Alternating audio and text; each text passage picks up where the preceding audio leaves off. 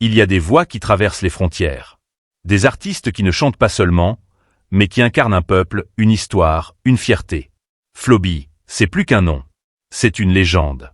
Un enfant rejeté devenu roi. Un artiste devenu icône. Un homme devenu symbole.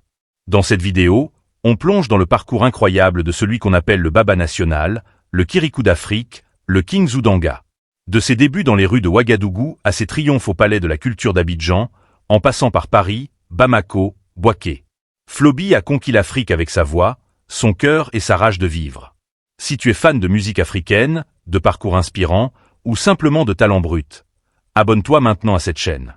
Active la cloche pour ne rien rater, car ce qu'on va te raconter ici, c'est du jamais vu. Prépare-toi à vibrer. Voici l'histoire de Floby. Le roi du tradi moderne. Le guerrier du son. Le maître du faso. Floby, de son vrai nom Florent Belannier-Gré, est bien plus qu'un artiste burkinabé. C'est une légende vivante, un monument de la musique africaine contemporaine. Né dans la province de Kouritanga, il est élevé par sa grand-mère griotte, qui l'initie très tôt aux chants ancestraux aussi.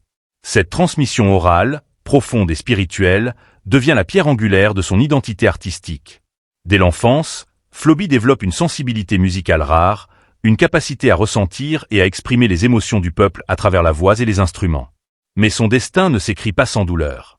Lorsqu'il décide de se consacrer à la musique, sa famille rejette son choix. Il est mis à la porte, sans ressources, contraint de dormir dans la rue à Ouagadougou.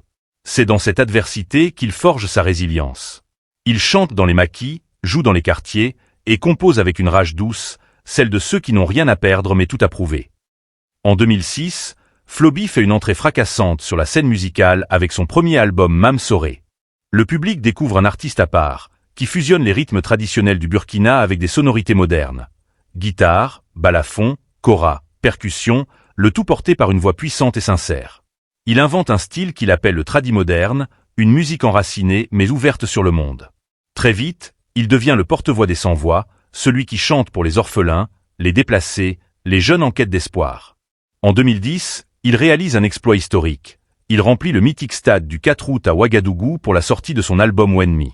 Ce concert est un séisme culturel.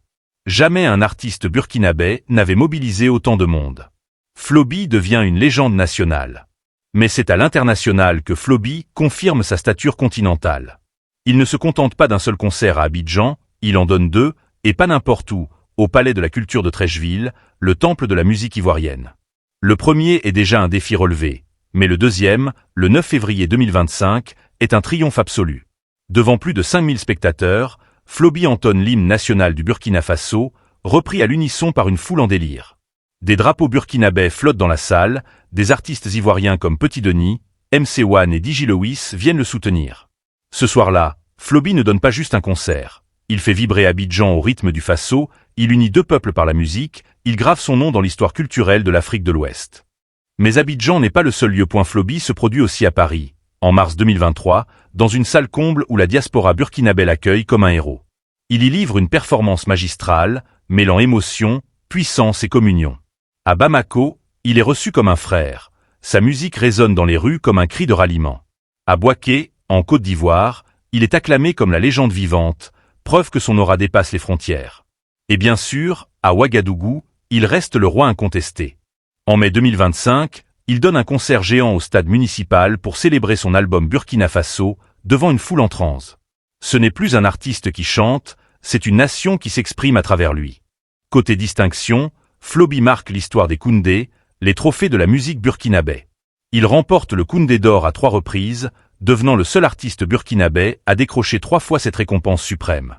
Il rafle aussi le prix de la meilleure chanson moderne d'inspiration traditionnelle et celui de l'artiste le plus joué en discothèque.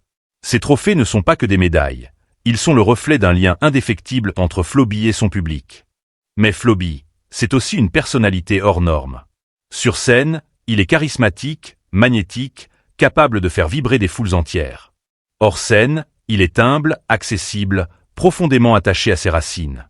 Il se définit comme le Baba, le père spirituel, le protecteur des oubliés.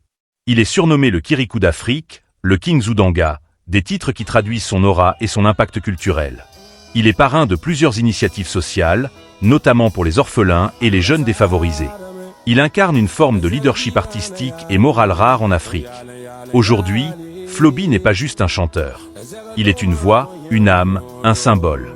Il incarne la résilience, la fierté, la puissance de la culture africaine. Son histoire est celle d'un enfant rejeté devenu roi, d'un artiste devenu icône, d'un homme devenu légende. Et cette légende continue de s'écrire, chaque jour, sur les scènes du monde entier, dans les cœurs de ses fans, et dans les mémoires de ceux qui savent que Floby, c'est l'Afrique qui chante, qui danse, qui résiste et qui triomphe.